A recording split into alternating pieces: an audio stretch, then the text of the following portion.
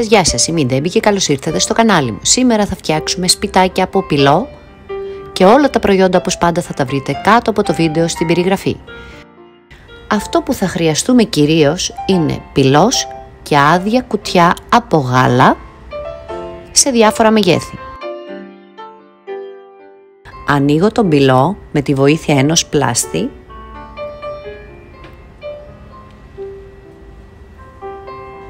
και το δοκιμάζω να δω εάν μπορώ να το τυλίξω γύρω από το κουτί. Κόβω με μια σπάτουλα το περίσσευμα. Δεν χρειάζεται να είναι λίο και το πάχος του πυλού πρέπει να είναι περίπου αυτό που βλέπετε. Όπου μου κάνει κενά συμπληρώνω με τον πυλό που έχω κόψει. Επαναλαμβάνω ότι δεν χρειάζεται να είναι λίο στις ενώσεις. Θα προσπαθήσω να κάνω το σπιτάκι έτσι όπως το φαντάζομαι εγώ, έτσι ώστε να μπει και η οροφή μετά. Φτιάχνω λοιπόν ένα τρίγωνο από τη μία πλευρά και από την πίσω πλευρά. Τα δύο τρίγωνα πρέπει να είναι ίδια σε μέγεθος. Κόβω ξανά και πριν στεγνώσει χαράζω με τη σπάτουλα τα παράθυρα και την πόρτα. Εάν δεν σας βγει με την πρώτη όπως ακριβώς το θέλετε, απλά λιένετε με το δάχτυλο και το κάνετε ξανά από την αρχή. Κάνω απλή χάραξη χωρίς να φτάσω μέχρι το κουτί. Και η πόρτα.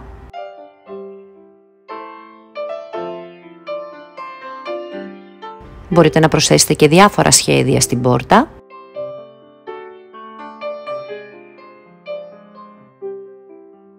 Και η συγκεκριμένη πόρτα θέλω να είναι ανοιχτή, οπότε κόβω τον πυλό σε εκείνο το σημείο και τον ανασηκώνω έτσι ώστε όταν στεγνώσει η πόρτα μου να φαίνεται ανοιχτή.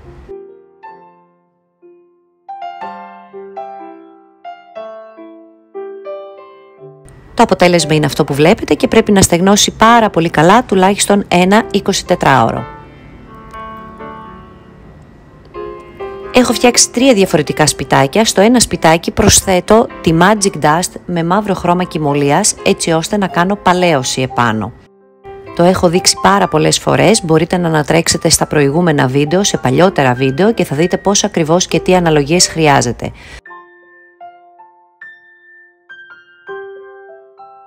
Εδώ είναι το μικρό μου σπιτάκι, το μεσαίο μου σπιτάκι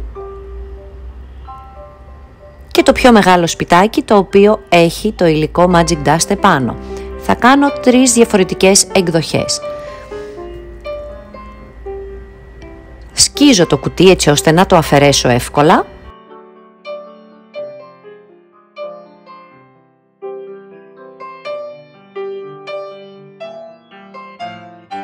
Λιένω τις άκρες με ένα γυαλόχαρτο.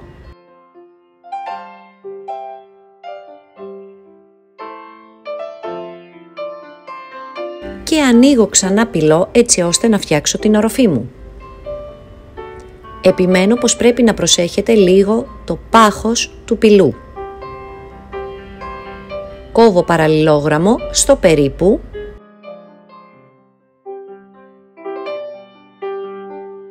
Το τοποθετώ ξανά επάνω, βλέπω ότι είναι εντάξει και ανασηκώνω τις άκρες.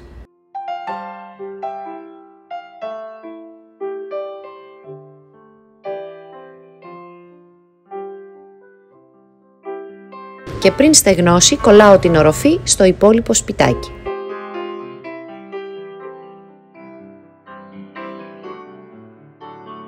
Και φυσικά χρειάζομαι άλλο ένα 24ωρο για να στεγνώσει πάρα πολύ καλά.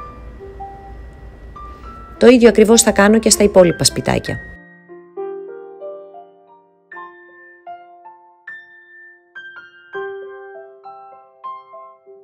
Χαράζω με μια σπάτουλα και πάλι επάνω στην οροφή διάφορα σχέδια για να θυμίζουν τουβλάκια. Και το σπιτάκι μας είναι κάπως έτσι. Το σπιτάκι που έχω χρησιμοποιήσει, τη Magic Dust, θα το βάψω με λευκό χρώμα κυμολίας, έτσι ώστε να μπορώ να κάνω την παλαίωση.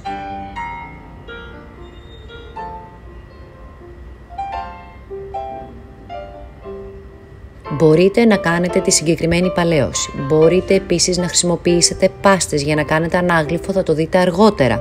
Μπορείτε επίσης να χρησιμοποιήσετε πάστα κρακελέ, που είναι και αυτό επίσης πάρα πολύ ωραίο.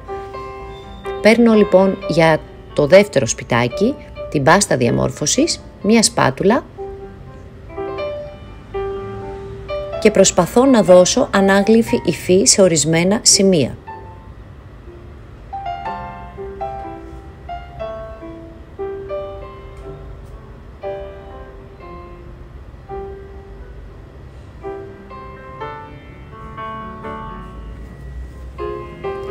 Πάμε να βάψουμε τη μία οροφή με μόσχα, κόκκινο χρώμα.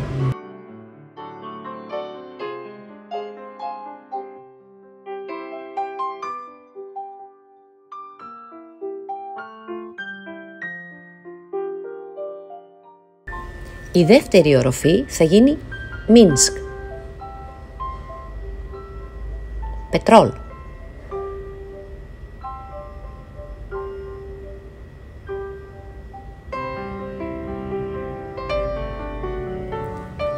Βάφω με ρόμι την πόρτα μου. Το πινέλο μου είναι νερωμένο.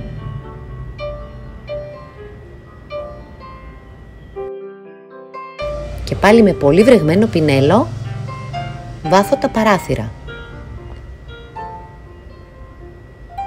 Και μικρές λεπτομέρειες πάνω στην πόρτα. Το ίδιο και σε αυτό το σπιτάκι.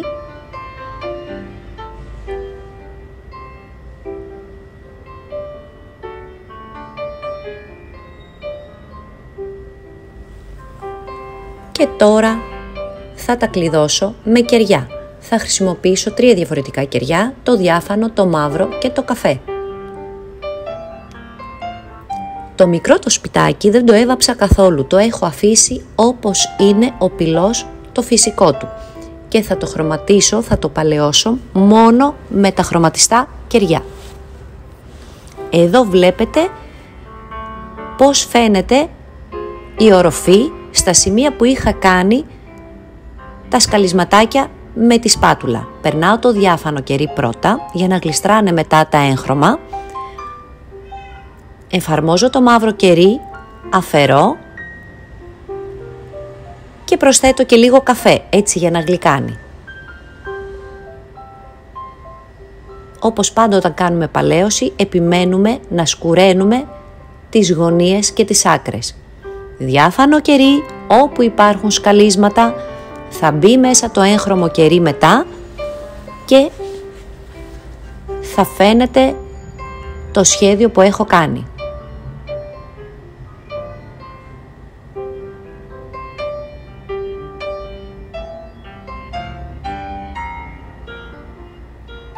Το μικρό σπιτάκι λοιπόν έχει χρωματιστεί μόνο με κεριά. Και αυτό είναι το αποτέλεσμα. Πάμε τώρα στο άλλο σπιτάκι που είναι με την κόκκινη οροφή. Περνάω το διάφανο κερί όπως πάντα πρώτα και μετά κάνω παλαίωση με το μαύρο. Μόνο στις γωνίες και στις άκρες.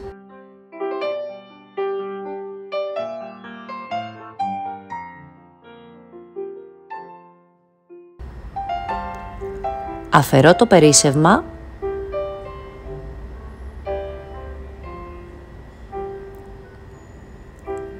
και το ίδιο ακριβώς θα κάνω και στο τρίτο σπιτάκι με την πετρόλο οροφή, διάφανο σε όλη την επιφάνεια, μόνο στις άκρες το σκούρο.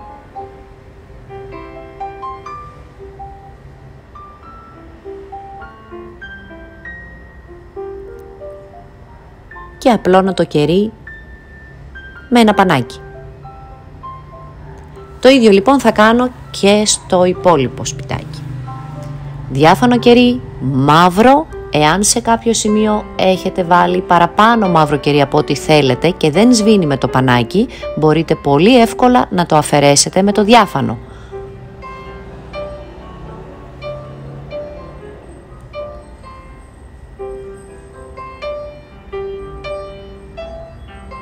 και αμέσως φωτίζει.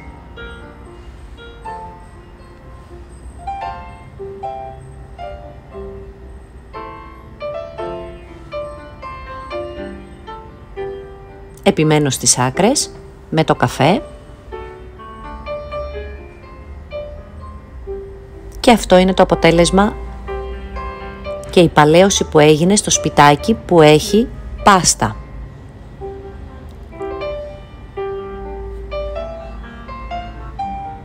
Πάμε στο σπιτάκι που έχει τη Magic Dust. Πάλι διάφανο, έχω ξύσει και έχει φανεί από κάτω το μαύρο που έχω χρησιμοποιήσει.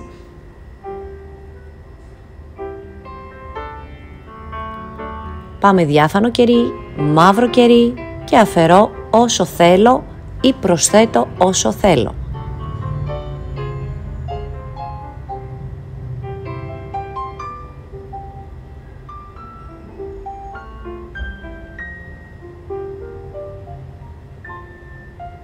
Έχω πετύχει τα ανάγλυφα στοιχεία, είτε με την πάστα είτε με τη σκόνη, το εκμεταλλεύομαι και έχω αυτό το αποτέλεσμα που βλέπετε.